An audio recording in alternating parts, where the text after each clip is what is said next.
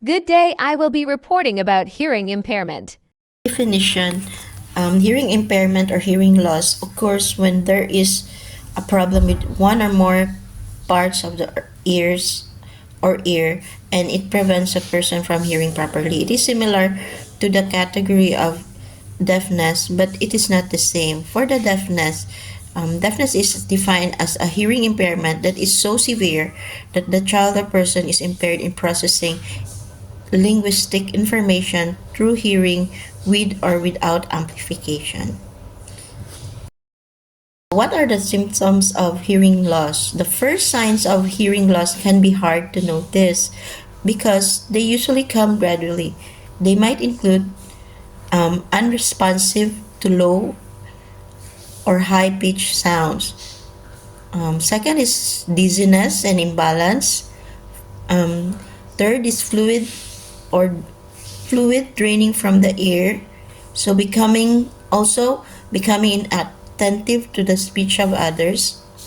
It is also a congenital condition, a condition since birth, present since birth, having trouble hearing in noisy places, having trouble hearing on the phone, or if they're not facing you, often asking people to repeat themselves, hearing sounds as muffled as though people are mumbling, um, and person who needs to have the TV up louder than other people, hearing buzzing or ringing in the ear.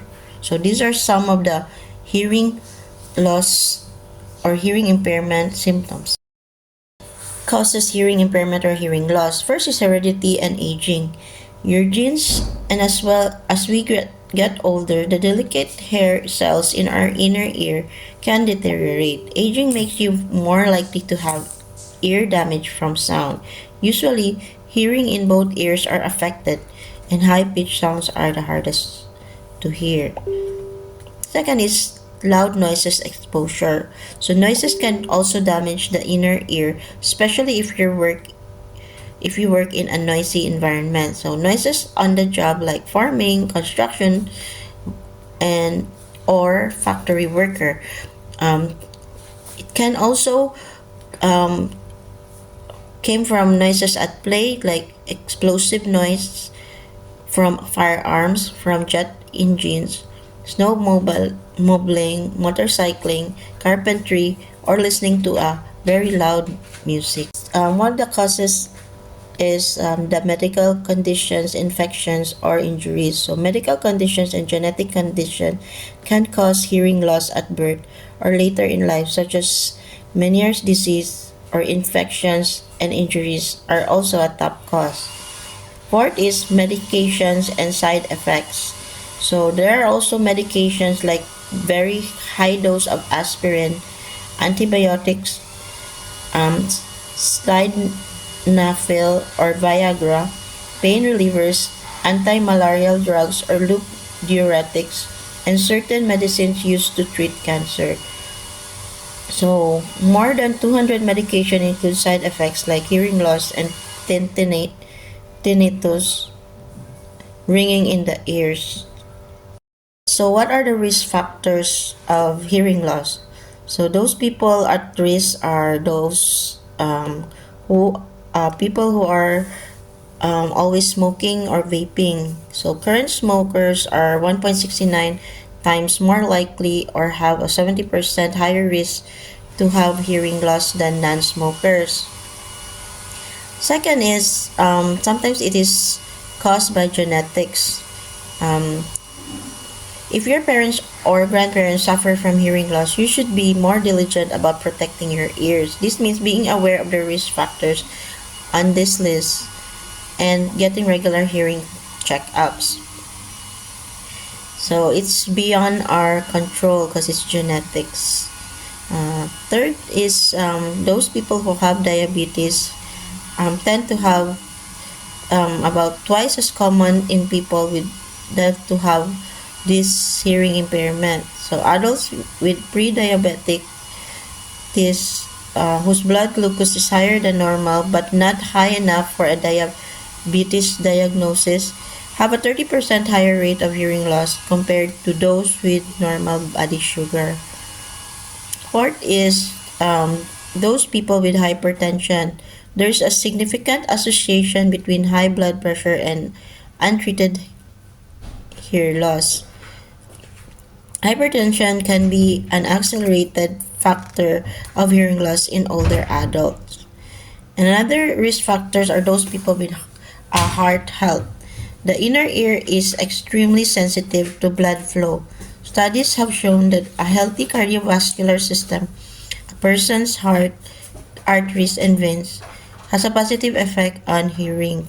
Conversely, inadequately blood flow and trauma to the blood vessels of the inner ear can contribute to hearing loss.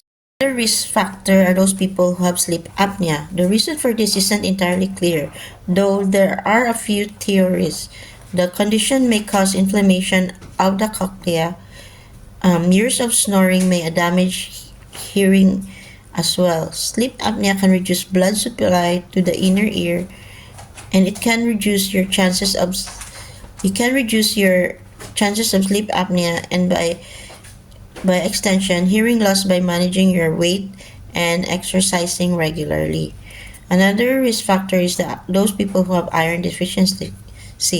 If you think you're suffering from iron deficiency anemia, taking steps to manage your condition could be beneficial for your long-term hearing health. Another risk factor are those people who have chronic stress. Chronic stress can put you at a higher risk for several health issues, including hearing-related issues like tinnitus. The connection between stress and hearing loss isn't entirely clear, but it is very related at circulation. When we're stressed, our bodies temporarily divert oxygen to our muscles. This lack of oxygen can over time damage our inner ear. Factors are those having diseases and infections. Any disease, infection, or illness that causes a high fever can damage the cochlea. Perhaps the two best examples of these are the meningitis and mumps, but common childhood diseases. Both are common childhood diseases. Although having had one of these diseases doesn't mean you'll suddenly begin losing your hearing. So, another is risk factors are those people who are exposed to loud sounds. Probably the most well-known risk factor for hearing loss is this reason, exposure to loud sounds. We can divide this into two categories. So, there's exposure to an explosive noise. Even just one time can cause permanent hearing loss on the spot. This could come from a firearm, jet engine, motorcycle, snowmobile, etc. Another is the long-term exposure to loud noises. Listening to loud music regularly or having a loud work environment, like what I've mentioned a while ago, like the factory, construction working site, can cause ear damage. This hearing loss tends to be gradual, so people are less likely to notice this right away. How to diagnose a person with hearing impairment or hearing loss. So hearing loss diagnoses are made by an audiologist with tests and medical history records.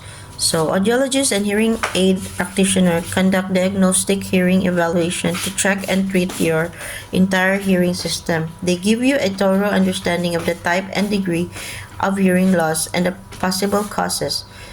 They'll also provide treatment options or counseling or adaptive living. So, during a hearing evaluation, an audiologist will conduct a series of tests to detect hearing loss and the functions of the middle and inner ear. The assessment will also test your ability to understand spoken words in quiet and noisy environment and determine the faintest level at which you can understand spoken words. As for diagnosing hearing loss, number one is the pure tone audiometry. Pure tone audiometry measures hearing sensitivity across different frequencies. It helps determine the type, degree, and configuration of hearing loss. The PTA involves the pure tone audiometry involves listening to pure tones and indicating when they are heard, providing an audiogram or hearing loss diagnosis. Another test is the speech audiometry. Speech audiometry assesses an individual's ability to hear and understand speech. It measures speech reception threshold and word recognition score. Speech audiometry helps determine the impact of hearing loss or communication aids in appropriate interventions. First step is the tympanometry. This evaluates the movement of the eardrum and middle ear. In hearing loss diagnosis, this test measures the compliance and pressure of the middle ear system. Tympanometry helps diagnose conditions like fluid in the middle ear, eardrums, perforations, or issues with middle ear bones. So another test is the autoacoustic emissions test, OAE. It measures the sound generated by the inner ear. In hearing loss diagnosis, this test helps assess the health of the outer hair cells in the cochlea. There are types of hearing loss. First is the conductive hearing loss. This is a hearing loss caused by something that stops sounds from getting through the outer or in middle ear. This type of hearing loss can often be treated with medicines or surgery. What causes conductive hearing loss? It is caused by excessive earwax or cerumen build up in the ear canal. Another cause is there is fluid in the middle ear or infection in the middle ear. Another cause for this hearing loss type is problem with the ear bones. Or the other type of hearing loss is the sensory neural hearing loss. This hearing loss occurs when there is a damage in the way the inner ear or auditory hearing nerve pathway. What are the causes? Maybe its cause is hereditary, or it may be caused by sensory, very sensory part, like the very loud sound.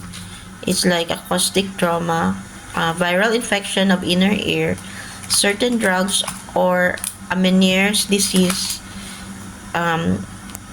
Meniere's disease is a recurrent attacks of disabling vertigo, hearing loss, and tinnitus. And another cause is through a neural activity, like there's a brain tumor that also damage nearby nerves, infections, various brain and nerve disorders such as stroke, meningitis, mumps, rubella, inner ear infections. Hearing loss. It is a hearing loss that includes both a conductive and a sensory neural hearing loss. It means that there is a damage or dysfunction in both the inner ear and the outer or middle ear. Another type is the auditory neuropathy spectrum disorder. That this hearing loss type occurs when sound enters the ear normally, but because of damage to the inner ear or the hearing nerve, sound isn't organized in a way that the brain can understand. There are levels or degree of hearing loss. There are several parts of the ear, including the outer, middle, and inner ear. So, a hearing loss can happen when any part of the ear or auditory or hearing system is not working in the usual or normal way.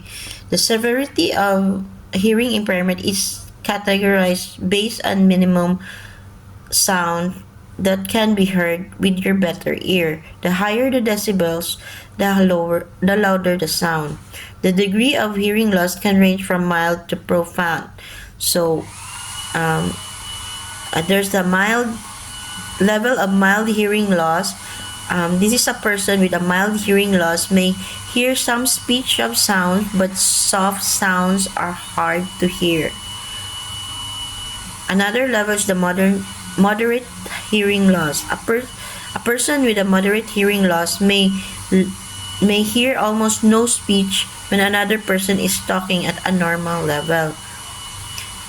Another level is a severe hearing loss. A person with severe hearing loss will hear no speech when a person is talking at a normal level and only some loud sounds.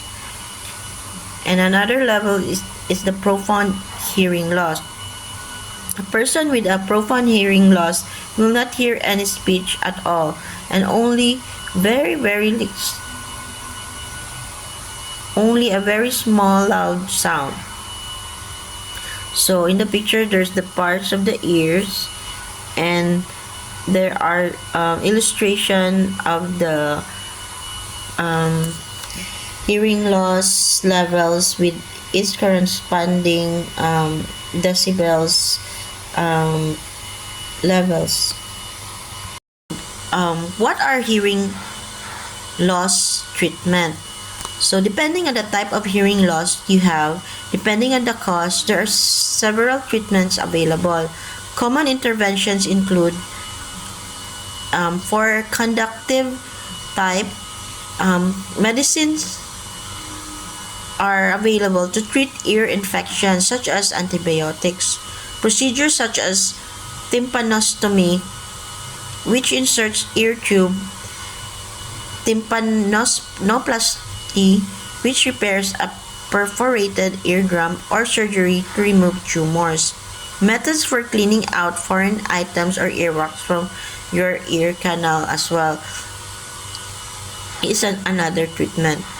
So for sensorineural type, medicine are given or medications are given to lessen swelling in your cochlea hair cells, such as corticosteroids.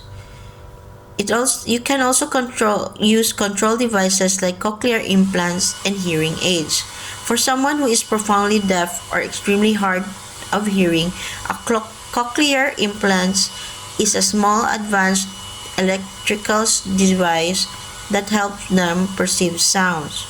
So, for mixed type of hearing loss, the exact issue affecting your outer, middle, and inner ears determine the different treatments for each.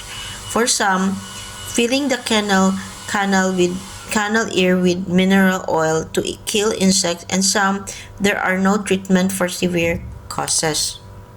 What are the caregiver intervention for hearing impairment patients? So, one responsibility is to create a communication plan. So caregivers should make a communication plan for their patients. So each person experiences hearing loss differently depending on the severity of their condition and which situations they have chosen to address. This also means that each person will have their own preferred communication methods and style. Have an open and honest conversation with your loved ones or your patients and allow them to determine what works best as the two of you communicate. As caregiver, use good listening skills. So we must speak clearly and loudly if necessary, but don't shout. Shouting distorts sounds and is painful to a person wearing a hearing aid. Look directly at the patient when speaking with him or her. Do not cover your mouth when speaking because the patient may read lips. If the patient does not read lips with pictures, you can use pictures or simply write your questions or comments on a piece of paper may be helpful. If you are not understood, repeat your sentence as you said it first. If the person still doesn't understand, rephrase it until you are understood or write it down. Caregivers also need to clean their hearing aid and change the filters regularly. So we should assist the patient in putting the hearing aids on and removing and storing them before bedtime. Make sure the hearing aids batteries are still working. Another um, to consider is to create a safe and accessible environment. Hearing loss can make it quite challenging to hear warning sounds or navigate their environment safely and has a high risk of falling. Make sure to make the surroundings safe for them, like installing smoke detectors with flashing lights or vibrating alarms. Use contrasting colors to make doorways and steps more visible instead of handrails in key areas such as staircases, and install handrails in key areas such as staircases and bathrooms. Remove tripping hazards such as rugs or clutter. You can also place lights in the areas that will illuminate faces to see more clearly. There as caregivers is to reduce the background noises. Loud noises can be stressful to patients. Avoid noises that can affect patients' hearing. Adjust volumes of sound system if needed, and make sure your patient is comfortable of the noises around her or him. Another is to encourage your patient with physical movement. Regular physical movement is beneficial for a cardiovascular system, and it also support our hearing. At least 30 minutes of moderate intensity activity per day into a schedule of the patient can also be useful in preventing the balance issues and cognitive issue that can come with hearing loss. Another is to know the potential risk factors.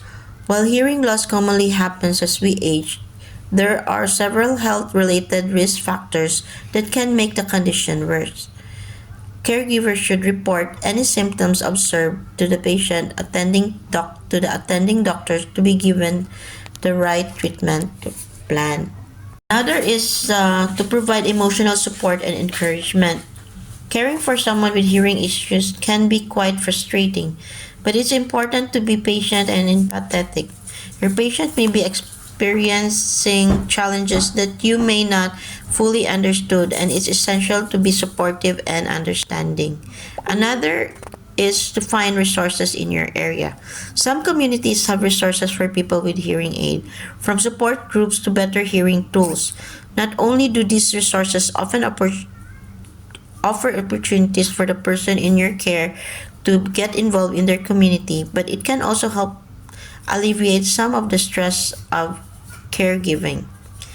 Another is, lastly, take care of yourself and your own emotional needs. So, caregiving requires an enormous amount of time, energy, and commitment. And when you're caring for someone you love dearly, it can still be a challenge. As you provide care, be sure to set aside times to take breaks and reset. To communicate, um, you speak louder, um, you do a sign language, or you use gestures, or you use writing form, or if they are using hearing aid, put on the hearing aid. So also, we should minimize the background noises, use a face-to-face communication, rephrase a misheard statement rather than just repeating it, and lastly, summarize components of a statement rather than simply responding a huh.